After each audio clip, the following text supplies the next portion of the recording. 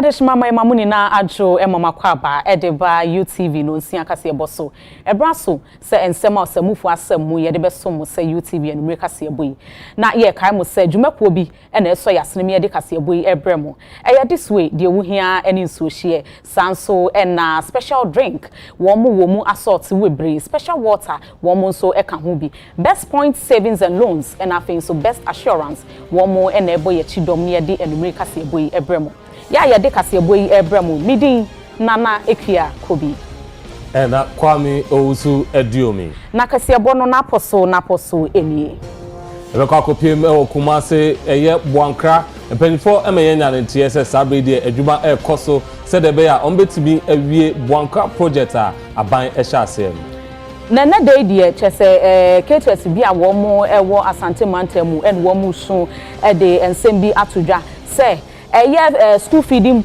contract ya wo metwamu wo mo compensate wo mo pa esan say wo mo eti ase a enye na kokben for e dey atudwa say ade say ene mmabu na oma ba de friend no enubone eno na omode edi djuma na oma kyeremu say ombehwe aboa ama sane oma nyina eto etwa na empenifo de atudwa say Okada ya yesi ye ba be legalizing ni die de ensem bebre ne nam ese mpanifo hwe na omode eho akwan eho hyehye bi egu akwan mu enye sa eho sunsanso no ebeye bibi bebre ebekwa akopie mewo eye US embassy ho na mpanifo e de atudwa se ene Ghana for afra se omo etroe anase omo pe nkrata se ombekwa akopie ewo US ban mu no na omo ye 61000 nane manso adobia na wo mu esufre mpanifo se wo mu dan ya ewo ho atentiam pansam saranso na nkonya wo mu tenase no so eho ensem aye bibia wo ho enti mpanifo entwa wo mani na wo mu mehe wo we na ensem ahodo ne de beso mu enanumre afei wo mu mbonra ensem ne mu aban e de atudwa se eye Boankra inland project eye ankane Ghana mampani His Excellency John Ejekum Kufo ene share sa project yase na ban bi aba na waboa ahwe se de be ya sa project ebetimi akoso kakra na nei aban e de atudwa se de adwumadie ni si ekono obomodian se obehwe aboa ama Boankra project a share se mri efimre santini no besi na yenwie ye no obehwe ama project no etimi awie se de be ya kumasefo ene wona ewo kumase echichi ene bencheye omunyina etimi enyemu chefa Boankra Integrated Logistics and Terminal anasa Boankra Inland Port eye adwumadi a ekoso ewo Boankra ben adwoso ewo Asante Mantema aban dada MPP aban ene share sa adwumadi ese emra NDC aban eba ya His Excellency John Dramani Mahama eda anono ono so gusu a wo hese adwumadi ebetimi awie peye nano ena Ghana Shippers Authority omo ena ye asoye a omo hwe sa adwumadi omo panyimfo aba bepiemu a omo hwe empempenso a adwumadi no eno ena Professor Ransford Jampa we kwanche for penyimiche Chief Executive Officer edema Ghana Shippers Authority no kire se dwumadie no de nani age ohwese ne dwumadie no esi koso a eye Jasmo Construction Limited a omu di dwuma no bibia da ne kwan so a eko na no kire se emprepi empuntudwuma ekoso na aban esesa pe na dwumadie no aka ho na no ena okire mu a President John Dramani Mahama se dwumadie bi a ye papa bi a aban dada ne hyase no ometoa so Boankra project here project a bosumi bia no there is what we call site visit young clients any other stakeholders nearby ebehwe ejuma contractor no oye na no kwase mu ne enemba emeni age na ne ema menije amroso ene se be se ne nansa na se ne nanan enye che se President Mahama oka se Boankra project no obi operationalize na je se obehwe ma entotoye a ewo hu nyina no ya toto se ne be ya project no ebetumi afa no ntuma pa efura yebewie na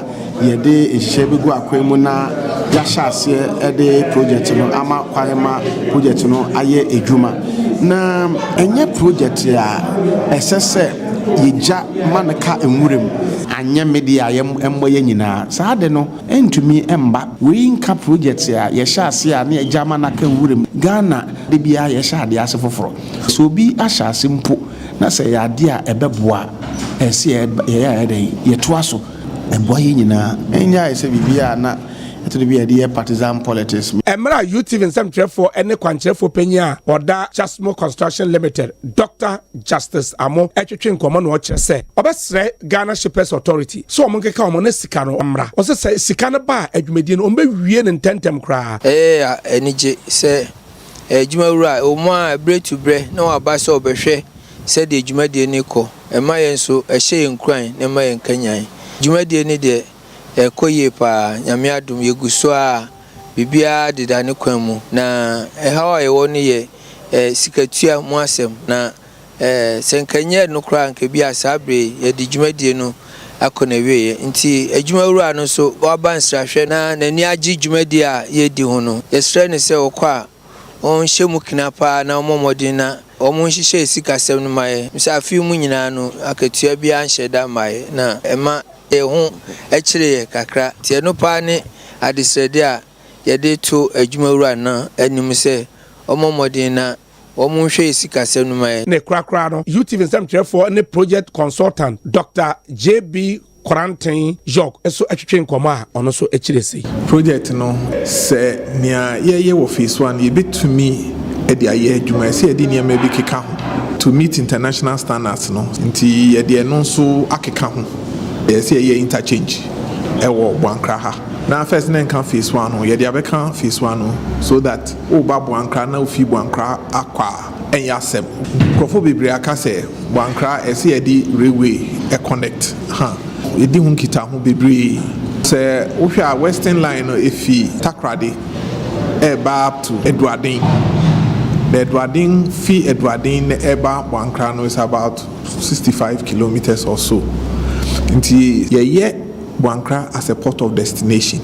It is all the Union Fiama no eba edu tema ebetwem hwi near the BCama by the road. Whilst we are seriously also working with the railway connection. And now ye kasa idea empanifo apa governing board of Foreign Service Institutes ano Boankra Mantse mu ha na no ba beboa amantete ye papa ama foreign service officers for entity ye ama Ghana ye din a ye pese gina amanene na afi so Ghana ntemu no eno etumi etumpon na ye kasa idea wosoafo de ma amanene ho nsem honorable Samo Ukujeto Ablakwa ekasa. I wish to underscore that the effectiveness of our nation's diplomacy is fundamentally anchored in the caliber of the professionals who represent us. The Foreign Service Institute serves as the crucible in which this diplomatic excellence is nurtured, honed, and actualized. I therefore entrust the stewardship of this vital vision to your distinguished care, with full confidence in your capacity to provide principled, visionary, and exemplary leadership. Together, let us strive to shape a forward-looking, responsive, and distinguished foreign service, one that embodies the highest standards of professionalism, that embraces innovation, and that proudly champions Africa's voice and interests in the international arena. It's an enormous one to help actualize the vision of this institute and why it was established. It's also a huge responsibility that we don't take lightly, and on behalf of my colleagues, would like to assure you that the vision you have outlined, some you have outlined here, and more will be actualized. We pledge to make the FSI the reference points in diplomatic training across the African continent, and an institution where African diplomats and public servants will be looking to have an association with. And I'm sure the Osage's spirit, wherever he may be, is smiling that the establishment of this institute has launched us onto the African continent again, and to actualize and continue the emancipation that we started. Yeda so jina so afa hwa ma no nsem aso eye eho ene abadwaku a omonso ebetu eye osoafo aso eye fo eno so ojina nanem esan edan omadi honorable Samuel Okujeto Ablakwa abra okasa no chem sa abadwaku yi enka hu se adwuma sompa eda omoso se de be ya ombetimi aboa ama oman Ghana na afi amanone a ye ne omudi nkita ho no adwuma ni na betimi aso eni. To welcome you, newly appointed members, to the Ministerial Advisory Board of the Ministry of Foreign Affairs. Your appointment to this esteemed body is not only a recognition of your individual distinction in public life, academia, diplomacy, security administration, civil society, and in your private capacities, but also an expression of confidence in your capability to contribute meaningfully to the advancement of Ghana's foreign policy objectives.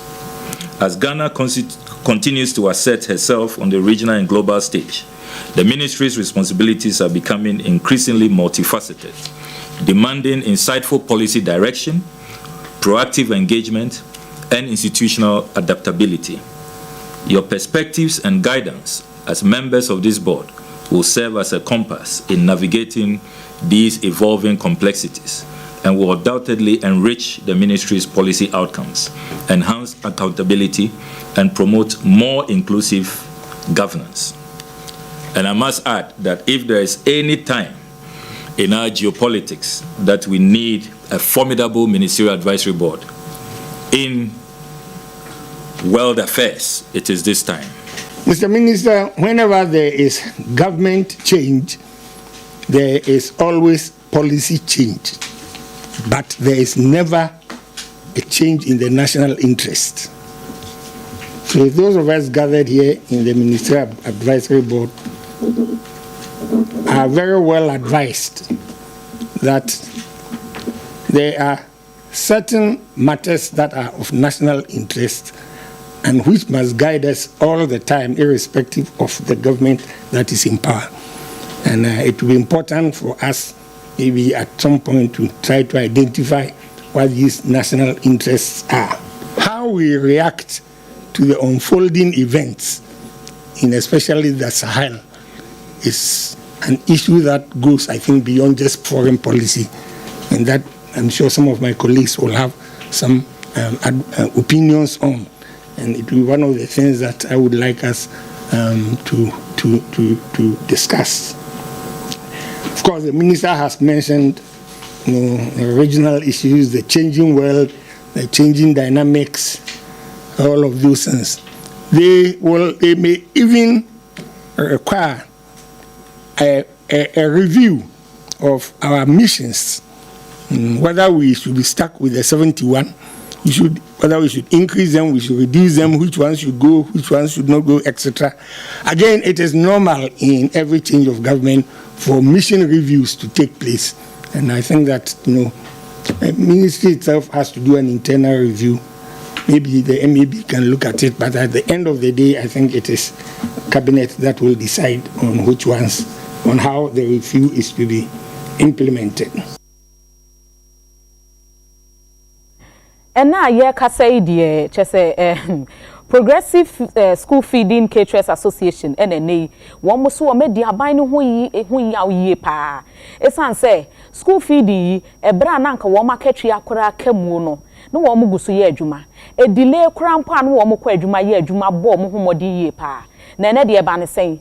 NNA ye womu aban ama womu contract we twemu krai enti ene womu sufra aban say e be ye say won compensate womu pa esan say womu abre womu mojani e na aye adwuma yi Caterers ni bia na omuno aduane edema aye Ghana National School Feeding Program no ekire se kwan a aban ede omo efa so no omo entiase omo ekire se omo nka bi nhemu emra aban fofore baaye NDC aban baaye no omo no omo ye nhihye se omo nkoso anu aduane mfa school for enkwala afede omo wo ha no omo hu se empenyimfo ede krata aba ekire se adwuma no omo enyae na mra omo eka che caterers omo nyae no omo akodi dwa edwa omo die no nyasam ketwa omo nim se omo na enu aduane ade ama eye school for enkwala enam se aban no omo contract ntino nanka ewo so aban anase national coordinator no etimi ye nhyehyeye pa se be ya enkoba se abra omo begyae aduane no ano na eka bi aba omo kire se school feeding program omo ye omo no aduane ama school for enkwala edu ba bi kura aban enye sika kura na otua enso ni nyina omo ginam na eba na sen na aban edi wei edi omo fiada enwumre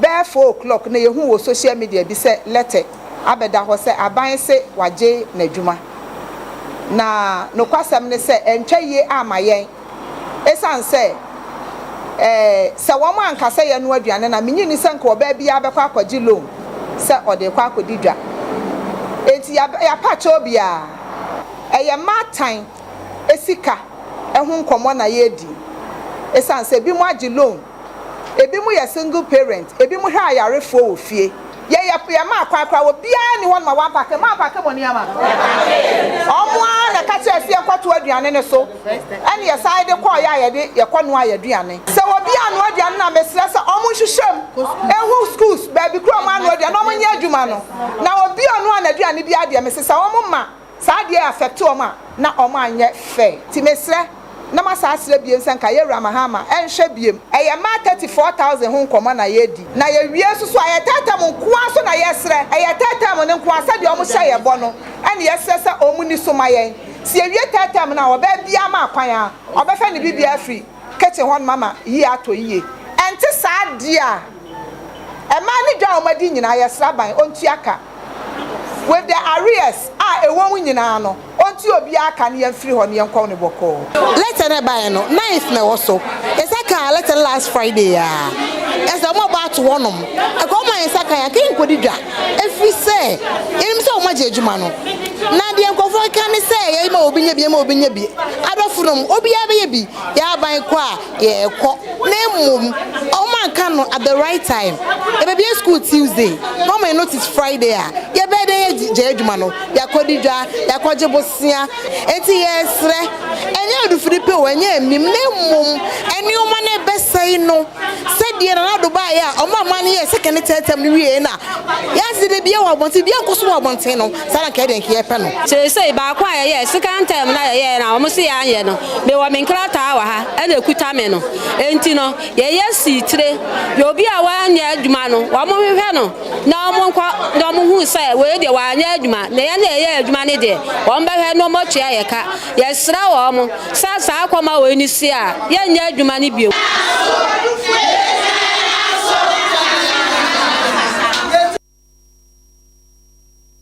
Yeto akasebo no so ane Boankra Nkrodua mu ase na krata every Accra Metropolitan Assembly ye de abase noise on noise making ane drumming na fi nyoma hodo a mutimi na edidede ba no mpanifo de tabono atoso na tese efri ene anase efri bosumi a ewumi ne da etoso edumienu ekosi bosumi a ebesimi ne da etoso mienu mpanifo de krata abase dede yo ene nyoma eboa ema dede yo ekoso Nkrodua mu ase no omde tabono atoso nti asori enumakuo wona ejina bonten eprichi ahodo nyina monhwe na monhwe no so omuchem se esanse ombehwe amasa nyoma etimi akoso nti no omne Ghana Police Service na afi amanfo ahodo a eye Accra Metropolitan Assembly ama omo eye tumi krata na se omama omo bibia ombetimi ahwe se sa emrei ga ankranfo betimi ediso no omo pe na omo tumi se obi eye dede anase obi eye bibia ensem fata dede ebe ba na omahwe ama nipa no etimi atwe ne ho afiri so omukyeremu a saa enuoma ekoso yi ebetimi aboa ama nkranfo nuoma omoye te se ebeboa ama omafahye ombedi no ne nyina etimi akoso wano omusan ekyeremu se eyeyo ne titu ne nyina efri bosumi a ebesim ekosi ne bosumi a yewomi ene bosumi a ebesim ne nyina edumienu no ne nyina omode tabono atoso a ne nyina mpanifo ebehwe ama ne nyina eto etwa kopem se amamre ene amane ebetimi afa ne ntoma pefra ewo sabre mu na panya ono na de nsa ehye krata ase ema Accra Metropolitan Assembly Gilbert ni Ankra ene otrem se so bi ewo nsakaya na se nsemihu asembi ka na se nsembi se bi opese obisa efa ho a obetimi de nani akyerem aba Accra Metropolitan Assembly abebisa mpanyifo na nkyeremu bi a obia no omatimi ede ama Assembly members womo ewo West abeto empesua so ene womo sraban ne se womo kwan no atete apansam ena afa ye kwan na ayesa no so nti ama enema bebre ena ha adwen ewo womo mpata mu hodom eti womo sraban so womo ye ready se ne dey womo beka womo ho abomu na afa womo ye adwuma aboa ama mpuntu aba enu nti aban enhwe na wonye womo ho asede emfama womo. And today, with what we have done for you, go tell the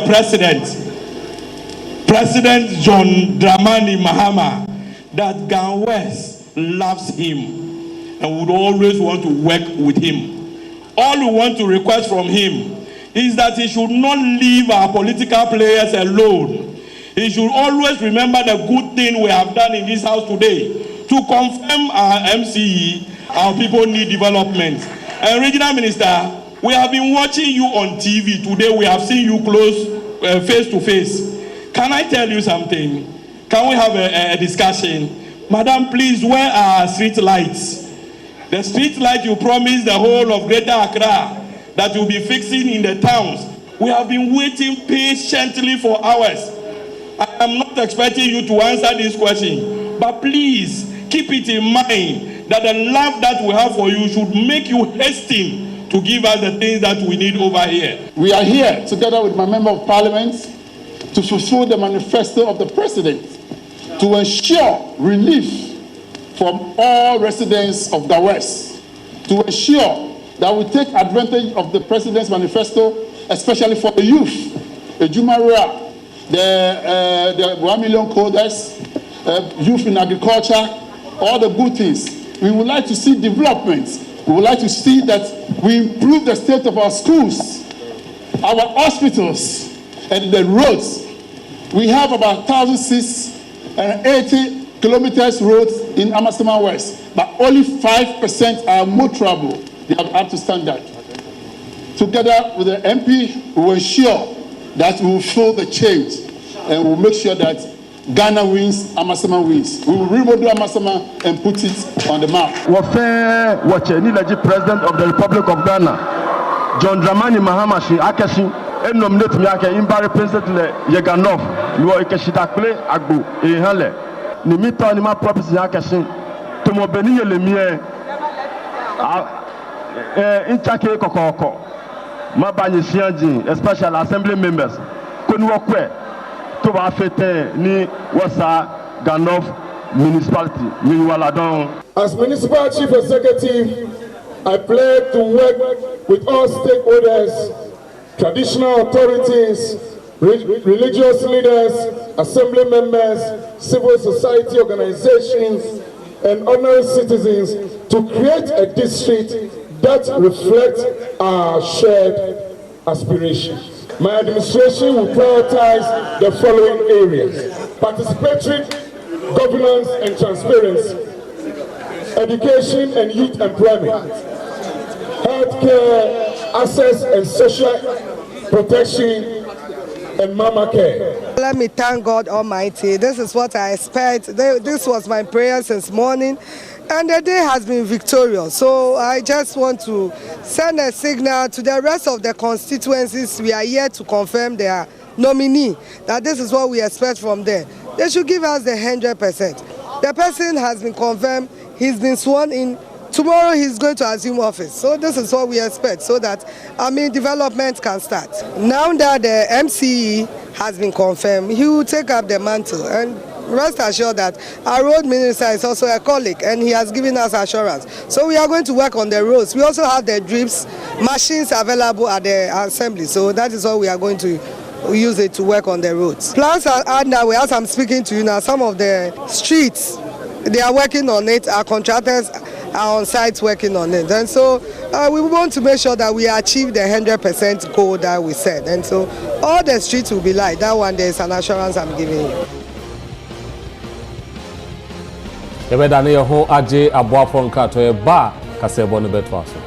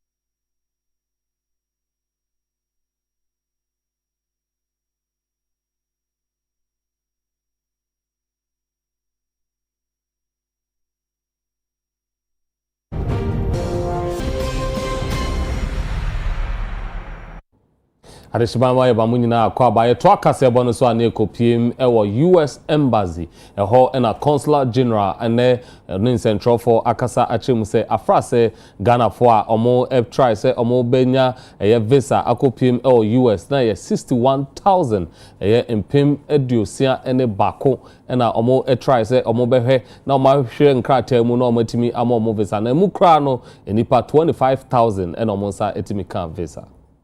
Last year, we handled a record number of visa applications. We processed more visas than we've ever processed before. That 61,000 was a record and has surged even beyond our want to visit the United States.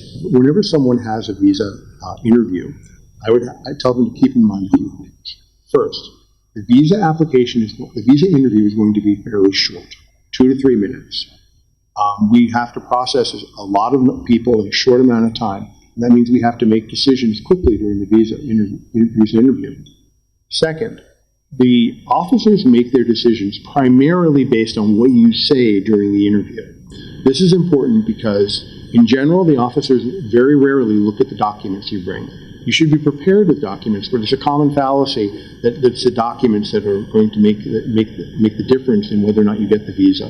That's not true. It is what you say to the consular officer that is going to be the primary basis for the decision. I would also say that one final thing for applicants is that there's often a lot of fixers and people out there who tell you, if you pay me money, I can get you a visa. That is not true. The visa application process can be done by anyone, by themselves, and paying extra money to someone who says they have an inside track on it or anything like that, they're lying and they're taking their money. Sadly, every year we have hundreds of applicants who contact us saying, I paid $5,000 and I was told I'd get a visa, but I was denied. And we actually work with Ghanaian law enforcement to track down these fraudsters. So please, if you are interested in applying for a visa, we welcome your application. We appreciate your interest in traveling to the United States, but do it the right way. Follow our rules, tell the truth, and you will not have any problems with us. Narcotics Control Commission ye chanity awa from Monakok and they womuni UPSC Development Communication Department and akabum eden cheche akwama a school for one more say one share na enubone nomuni nubone treno one more enti womo hu enfemfri hu isanse insusu bone eni insusu anso bone ewo hu youth ni bebre efa enubone no asasa enye nkan tetede na ye ka wi ne niema nko ene ye woniema bebre tablet electronic cigarettes niema bebre omofa omo to them no right now I say afina omodi omesi so omodi omomre ni ade but yet na sidin hwe say yes ye kom na ya anye hu dede ana ya nka ho asem sabria ebedu baby emebu na ye ni da omoso say ye da ache say oman no omobesei normally no oni omudi nkoma omohu ne say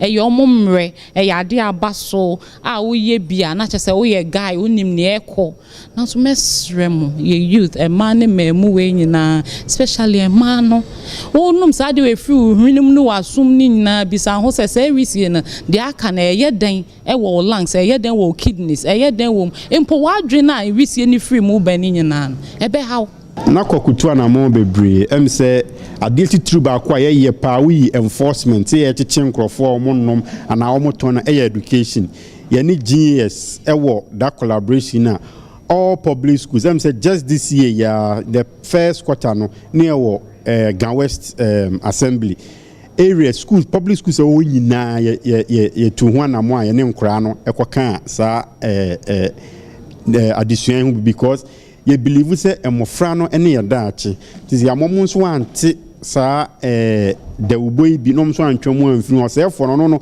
emofra bremu na ono no de chewo because utete testimony ankrofo kan o se na me wo high school na mo junior high school ite ho abehia se dem education akọ down ite ye ni junior high school ye ni senior high school na me fa akonya we nso ato nsa free school bia opese ye mra ne ne omofra no meche ana emisua de mfa enubɔne ne nsunsuanso no akwanya da hɔ. When youth know they want to belong, okay? They want to be accepted. When like the school say it's like the one who is more swaggish is the one who is the real deal, okay? That really it's to me it's foolishness, okay? You are unique, you are different, okay? You are just perfect the way you are. You don't need to do stuffs to feel you belong, okay? And trust me, weed or alcohol is a pathway to doom, okay? You will need to know that until you have entered, and then you realize that you are like you've just messed up, okay? So this is me speaking from experience. I was in it. It messed me up. Prison records, jail records, my dreams became shattered, and all of the negativities you can think about. So how I wish I can really be, taken back to time. When you put $1 million in this room and put drugs, I will pass here and go. Sada be adwedie betimi akoso wano na wona edidwa etimi enya omoho edidwa sada be ya bibia betimi akoso ama omontino Ghana Standards Authority edempanyifo a omo ehwe emadwedie etimi koso sada be ya bibia entimi emmanfrechire no emu ebe aduasa ene 350 and omahwe ede omo afantetie mu sedebe ya ombetimi ehu na kwan a omofaso edidwa na sa manfo edidwa no ombetimi ahwe sedebe ya ni nyina betimi akoso. Ghana Standard Authority aso ehwe kwayo enennuane so Ghana Police Service kan ho bie na Trading Standard Inspector si wo hwe no wode ntete soronko amomo wo hwe hu ne se nyame ye wo ma Ghana mu ehunra ho ehonsem ni nyina no ebe ye papa enkoye kotobekuma emfa emma Ghana fo East Regional Police Commander DCOP Emmanuel Tumasi Accra ekasa yi kire mu se we no eka o mampanya ni swadi hu no 24 economy nhyehyɛ no ehu bie. Investigate complaint relating to trading standards in Ghana and in line with the government's 24-hour economic laws. Standards enforcement activities with a view to ensuring product quality and enhancing consumer protection and safety throughout the country. I hereby exhort you to be serious, law-abiding, punctual and diligent in undergoing all the training activities to justify the resources invested to enable you to take the tax to be posed on you after the training. But I wish hereby encourage you and wish you all the best in your training as training standards officers. Eno chire no kwankyere for the Ghana Standard Authority ano Professor Alexander Dodu was akasa bi mu chire mu se nipa bi 350 enantitie wode amomo obehwe hu ni se niema hodo nam 24 economy hyehyɛ so beba Ghana dwa so no ebe ye niema ebe ye enema papa. On successful completion you will be working under the auspices of the Ghana Standards Authority for the Ministry of Trade, Agribusiness and Industry and for the Republic of Ghana. Not for yourselves, but to serve our good people. And why are we doing this training? We are all aware very much that trading 24-hour, the 24-hour economy will need 24-hour policing so that consumers are protected and trade, agribusiness and industry is promoted. To do this, we need to train you and to be sure that you have the skills and the competence in line with the Ghana Standards Authority Act.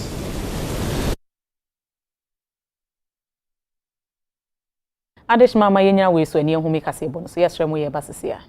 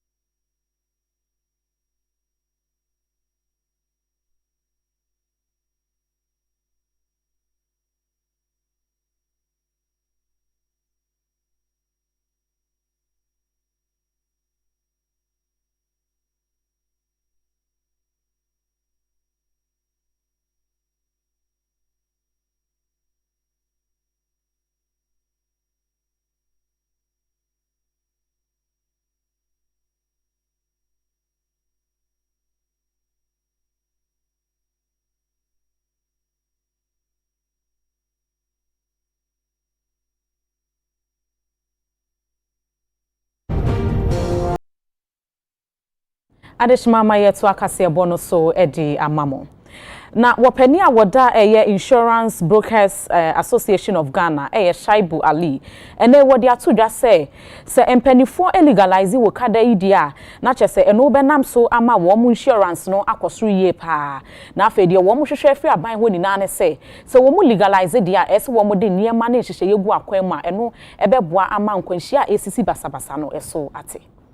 Yeah, insurance for the government legalize Okada na say your framework ni nyina Yabema insurance na once government legalize near to make insurance na insurance na definitely no there the terms and conditions because Okada drivers be brave Okada no not because omuni moto can but can because pay juma into accidents no do so and a road traffic act so and because omuni cars and in the same space into accidents no do so into once a government legalize expect the government the framework beba I bet you so and also Okada fa car and for so that accidents be minimized and yes I say the conditions to so e claims no yeah the anya sika be nye free ba sika be tua to motor riders and go for almost motor no so no and no ebe do so pa say make sure say bibia prepare answer oh non-life premium no government ehia sika and into government ehwehwe taxes into fine any problem but yeah na ka feel say one limit no high especially for nkofo a nipa ba ko wato ne car wato insurance and also dime wato insurance and now wato insurance for medical health insurance and the ba sa insurance kete no all the tax to VAT to so e ma premium no cost nipa be ka say won ye crabio but once I am ran any option I will say this one into the way juma the very purpose that we believe was what drew bringing relevant financial security to the doorstep of the Ghanaian. And that is what we at the Commission intend to do. And we call out to you that join the dream, join the KK dream, join the Commission's dream, so that together we can transform our industry to higher and better. Yeto akasebo no so na ekopiem wa santimantemu eho na adusuafo a ene acherechefo a ewo manso adubia senior high school e de ahye mpanifo se omonhwe na omommoa na ne omo ebetimi aboa ama adusua etimi akoso wo sukum ho no omonsa intimi enka Alright, Theophilus Yabua and a headmaster at the Manso Adubia Senior High School. One addition for ni be any UTV Kasiebo and a Chuchen Komo Ebra, na Ghana National Association of Small Scale Miners, ne farm, and no ewa Amasia West or more Ayisika sum 50,000 Ghana cedis at the Aquache school ne say. Teachers Bangalo Bakwa, Womusi was skum hono, Womani Sikan and Fenry said Yebeya, at church for Ebenya Babyada. Emu normally to just say, Obama. Adubia Senior High School. Addition for one bro apem. A church of some more ye best eduasa. Wait, say, Womu here a daya would run be at the council ye beya and catch a chef for the drona. Ebenya baby at Sana ewo school num. No might me abwa mamrasu die. Any who so at me akosro. Way dan chanya a daya. Addition for a demo. Dining ho baby omuko didi. Classrooms a woodwa womotinum esia die. Any umpo das been sa. So almost sa emura ewa. Wombenya baby a dear go. Enya non Kwanza nkomo wa adan a akyerɛkyerɛfo no kra nkomo hia bi ade aka ho na aboama adekyerɛ ne adesua etimi etumpɔn ɛna ɔmo fa akwanya ne so a ɔmo de adesrɛdeɛ eto Ghana ban anim sɛ aya wɔn moa schools ahodo a wɔn nneɛma wɔ fam no ade amaye no ɛbura adwene ntako odio yɛhwɛ school ya yɛ nneɛma ehia de ɛdɔt yɛhwɛ dormitory baako boys dormitory hɔ se a master bia ɛnte hɔ we nam say dan ni ho a teacher na betima atena mu nanso so yesese yenso timefo timebua aban the way a abai betimi aboa ma ahyomu nkran oma ye adwuma ama results no improve yes school even we dustbins pan okmoji akrama ye dining hall and any baby I dance this young samba boy kakra now my teachers for no more and brand here. The teachers' bungalow has been there for so many years since we come to this school. And one thing in this school is that we lack school facilities, lack of infrastructure, and so many things. and the nature of our road is very poor. So due to this, our school is not in progress. Every time the students reduce. Chairman Edema Mantse South District Small Scale Miners Association Ora Kwaku Abonienso ni UTV Kasebo etwetwen sankomo yi. Yenti ehun ye ha no ye master oba ye nche oba ye sene one ye mofra no ene kwan ofa so a obo school no nti odi adisere to yenim se ebi na teachers for ba mo beda no munye ba bi na ti o mapem so bia ye kakra nti yempa mo kakra mfa mre wo mo na mo so nto aso ti na emi no ka se 50,000 nti ti o scan 500 million se o mo fan sha se mfa nye bibi. Kamampa eye community eno ewo Pro West district enenei won muso won nkwa eda eye esan mu pa yi esan say hospitals a ewo ho no won mo pe won ma won mo beje won ma yaresa anase won mo besa won mo yare a won mo nya bi nurses fo a da doctors nso a akoye bibia ewo ho bebre ni na ne say eye facilities ewo ho nom no che say eho ensem aye bibi bebre wo ka say wo posti nurses wo ho nom a esan say eho akade no enhye da ni wonti no obi ambeso wo beko eno enam so ama eho ensem no akoye bibia wo ho facility in the challenges na aye bebre. First in staff strength no. Staff no first na 4 no, 1 general nurse, 1 community health nurse. I'm a public health nurse and so community health nurse. And the other one was an enroll nurse. Then the other one was a records keeper. But by January this year, 2 nina ya record fee, it's getting to 5 months. They are not yet in. So we hope they are managing well with the sickness. But the two of us are managing the facility, which is containing over 24 catchment communities. The staff strength actually is very, very, very low for us. And then when I go out, he is the only one who is working as the consultant. He works as the records. He works at the dispensary. He enters cleans. Look at the cleans lying down. It's about to enter. Just April. We have not entered them. So we does almost everything that many do in the hospital setting.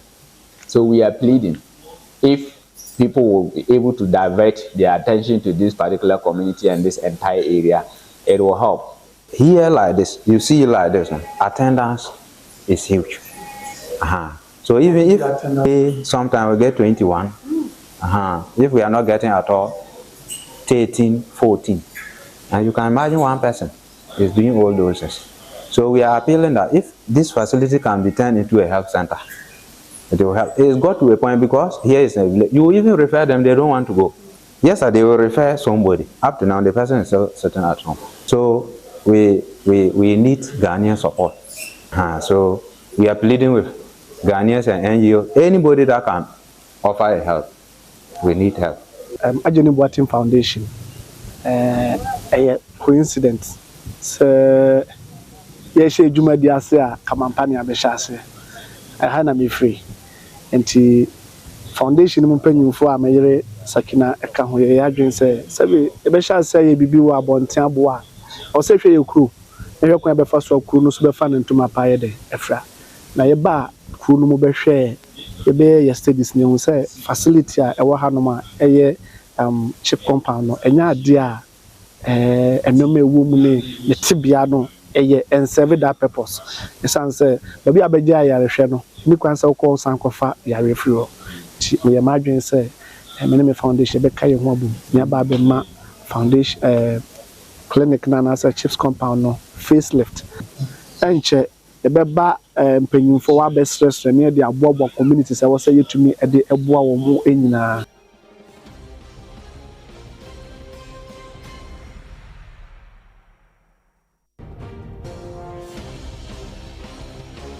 Apostle Papa mekamfo e de amount Pepsodent enumre mofra no betwitwi o mo se Pepsodent na mbe yusu adopanso mu twumo se na mapomo se a se de be amose e betimi adaho apai fita na etimi aboa amamonum so ayehwam na mo se no etimi enya ahoden Pepsodent na mekamfo e de amount Pepsodent o mo ahodo bebre nkola de mpanyi de ahodo bebre e na mo de abadwa so enti se ope Apostle Papa e de atwu se amonsi apo ayefita de a na Pepsodent eno ena me kamfo ede ama enwumre ene da bia opese opose aha ena no nsia kase boy ede beso mo no yedi ebesi mo so mfo enwumre me kwame owusu eduobi mene Nana Ekia Kobi.